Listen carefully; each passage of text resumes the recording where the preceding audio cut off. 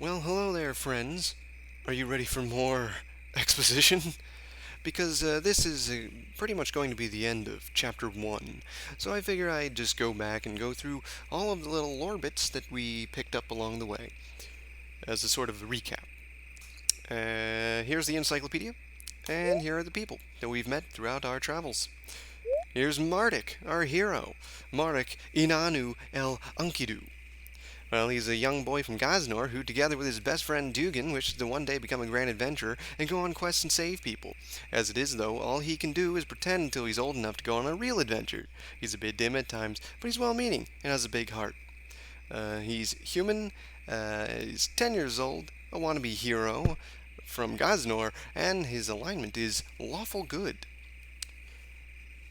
I can't really remember if I did a few of these a little while ago. But I'm just going to redo them now.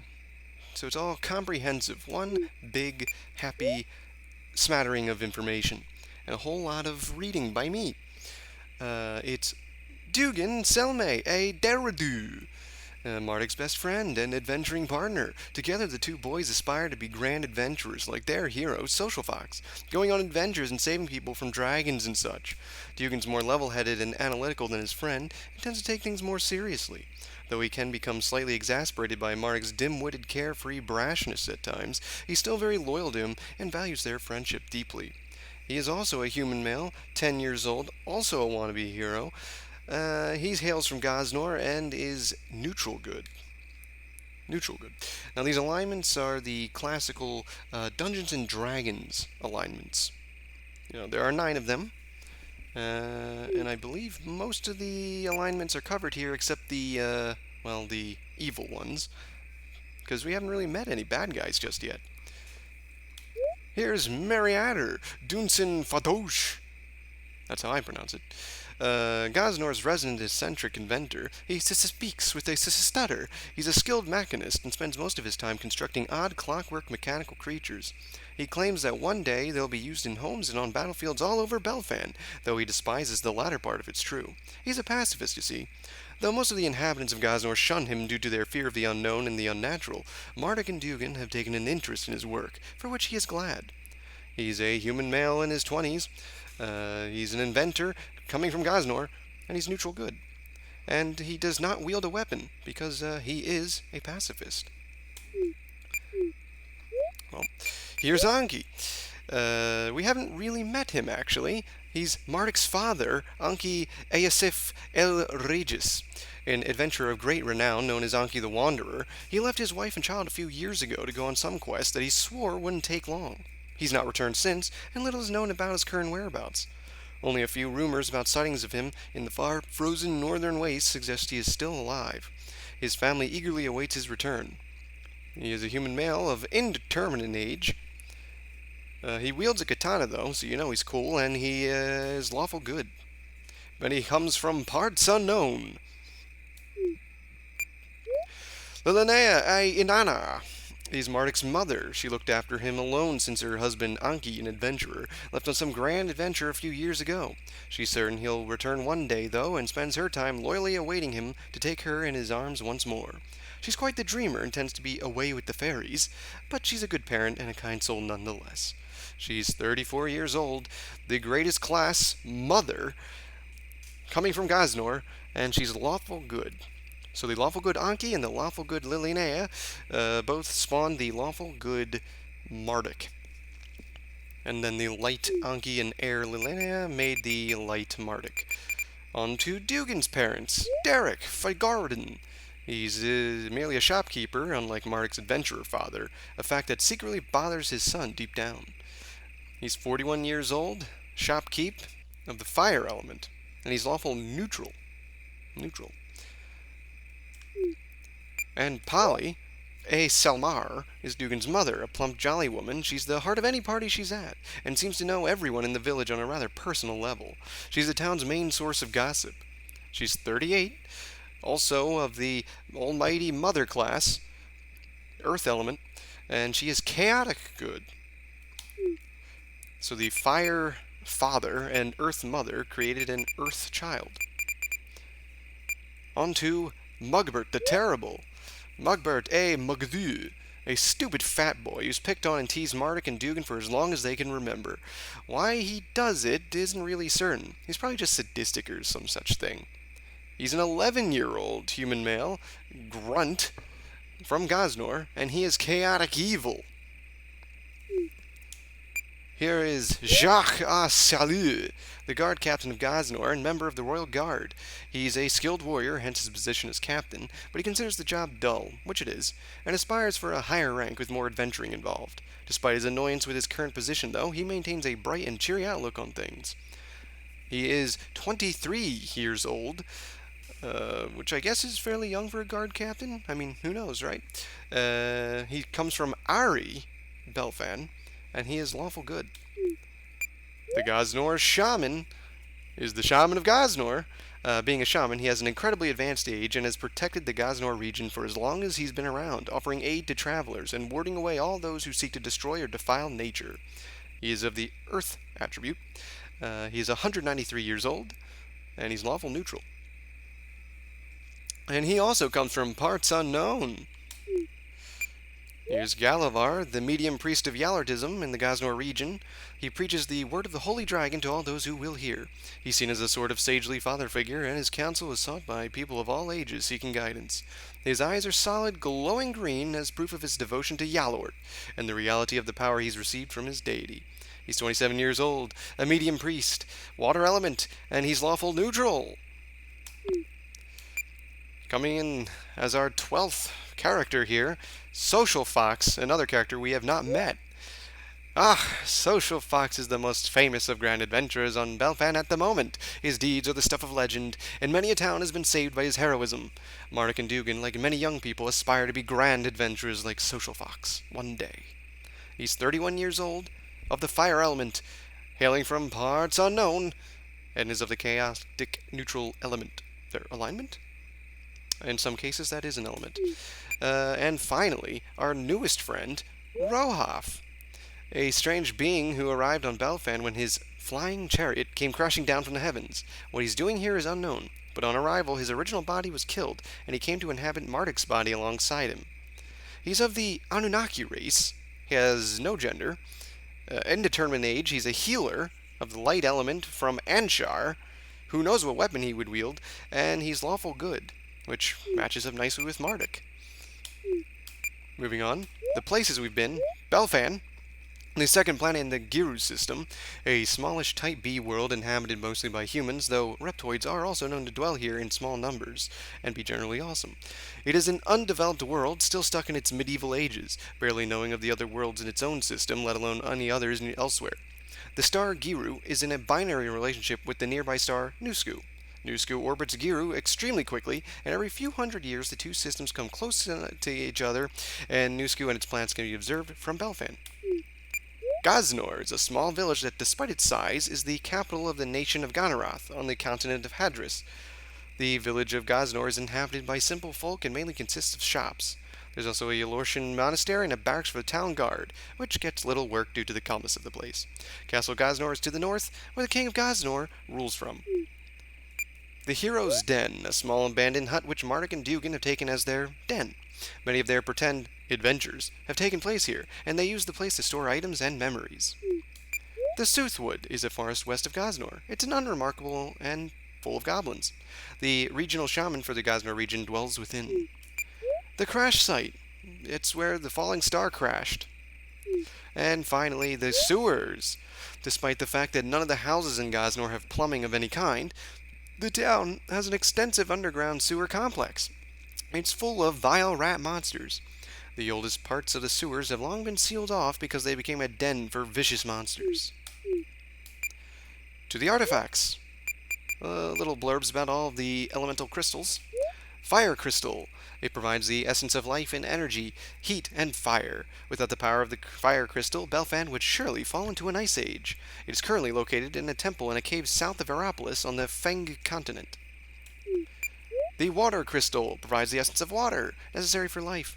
Without the Water Crystal, the waters of Belfan would stagnate, and all life in the seas would perish, as well as any animal that requires water to sustain them.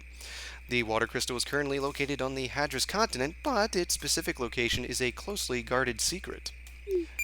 The air crystal provides the essence of wind. Without the air crystal, the wind on Belfan would cease. The air would stagnate and become unbreathable.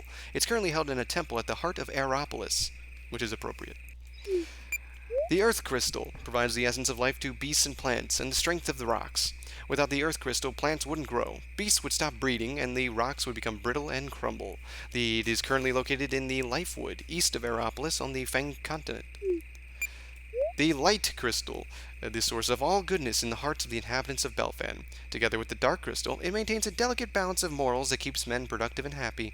It currently is located in the castle of the King of Gaznor on the Hadris continent. And lastly, the dark crystal. One of the elemental crystals, it is the source of all the evil in the hearts of the inhabitants of Belfan. Together with the light crystal, it maintains a delicate balance of morals that keeps men productive and happy. Without the dark crystal to keep balance, civilization would stagnate and never improve because everyone would be happy and would see no need for change. So even evil can be good. The dark crystal is located in a temple on the Feng continent, but its location is unknown. It is thought to have submerged in the sands of the desert many hundreds of years ago.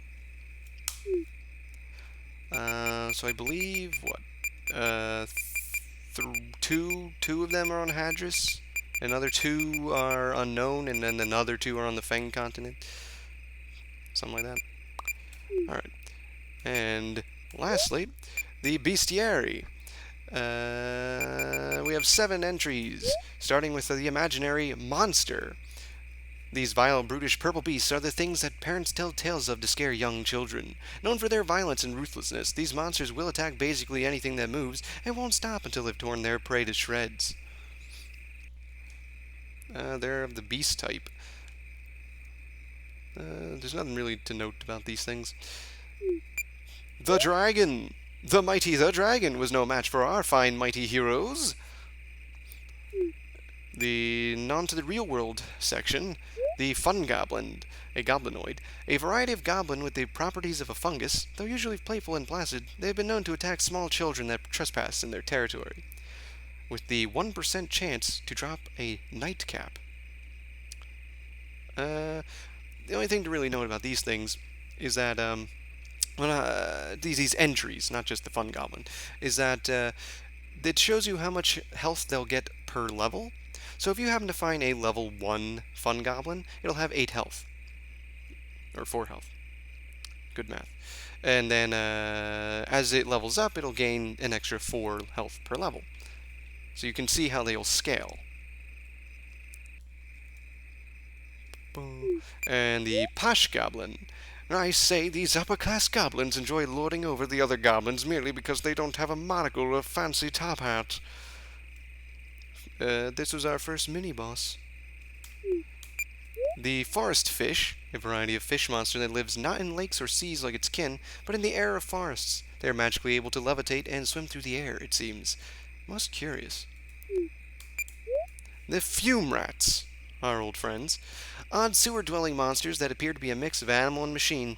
They spout foul smog from the rigid iron pipe that serves as their tail. Their bite is venomous, so watch out. And we found out that the hard way. And lastly, our chapter boss, Mugbert. A foul-smelling, overweight bully with the wit of a rotting plank of cheap wood who's picked on Marek and Dugan for many years, using his older age and massive girth to get his way and prove his superiority. When defeated, he throws tantrums and makes threats.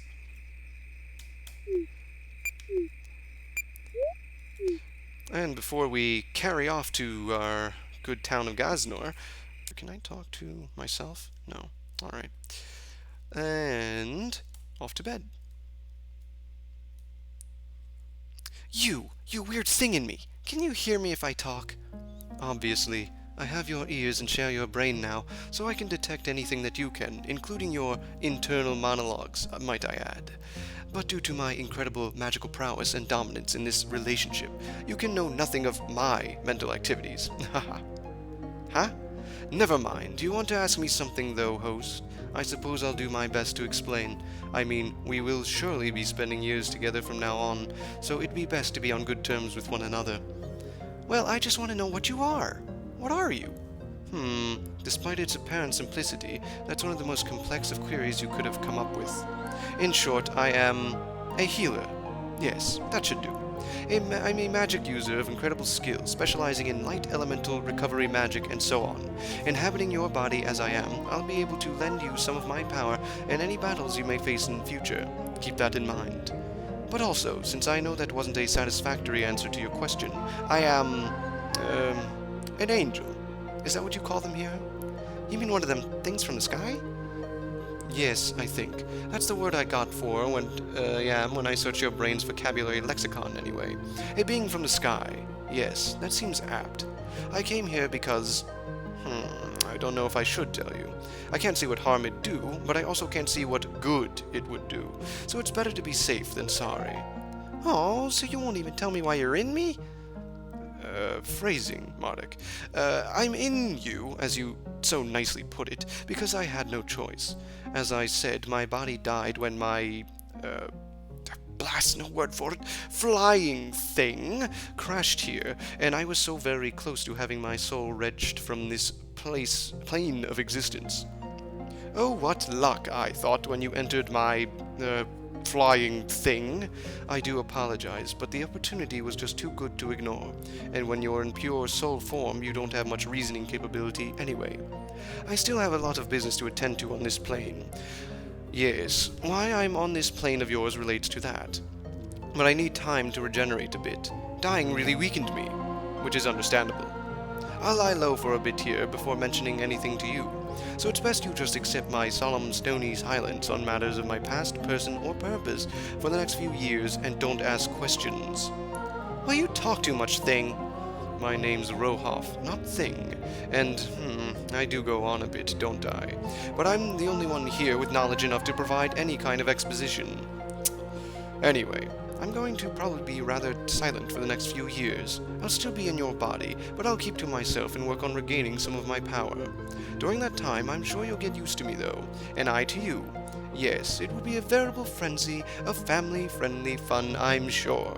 We'll have all sorts of crazy, zany shenanigans, antics, and hijinks, probably. Well, sounds fun. Yes, indeed. But now rest, host. We can't be having us being sleepy and lethargic tomorrow. It's probably going to be a long day.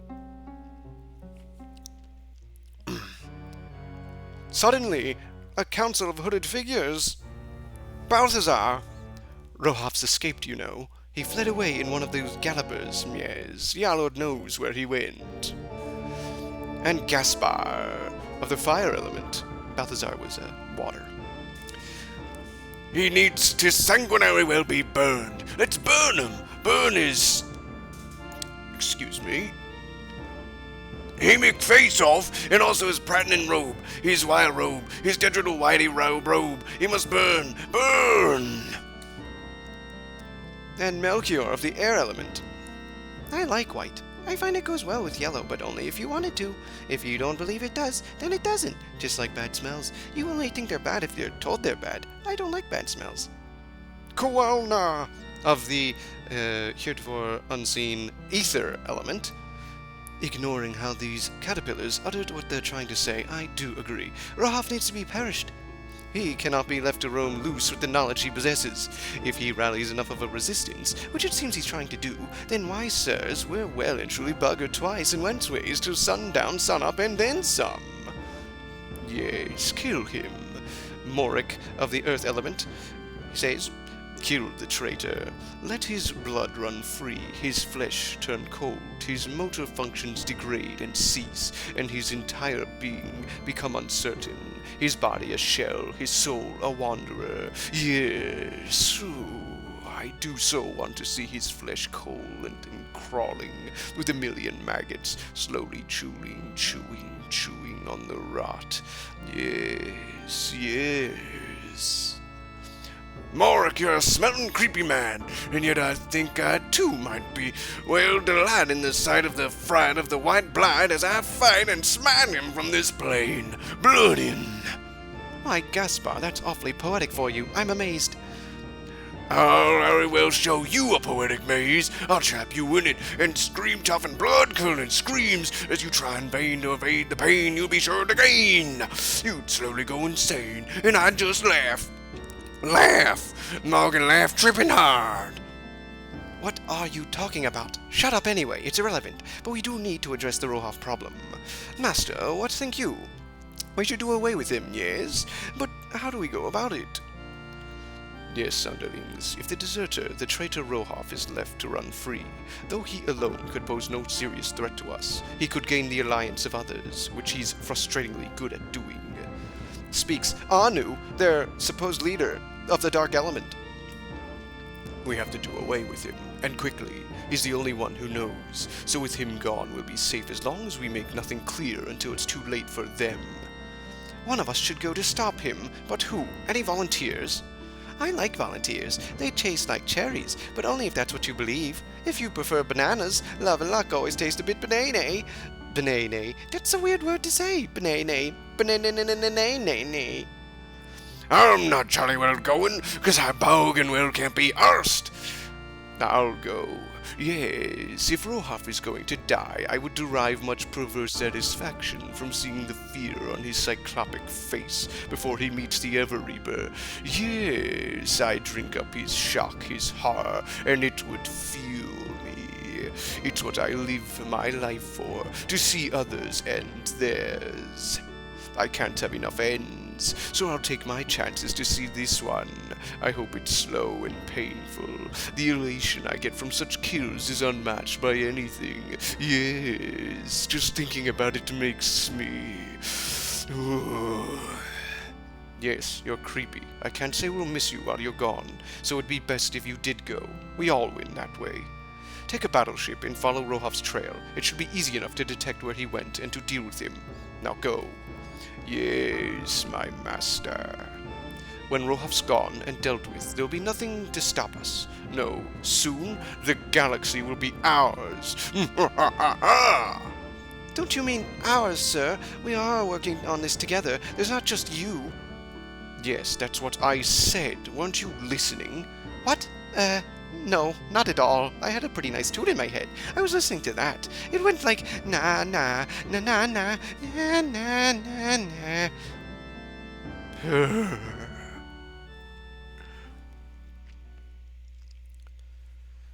And here comes Chapter 2, A New Hero.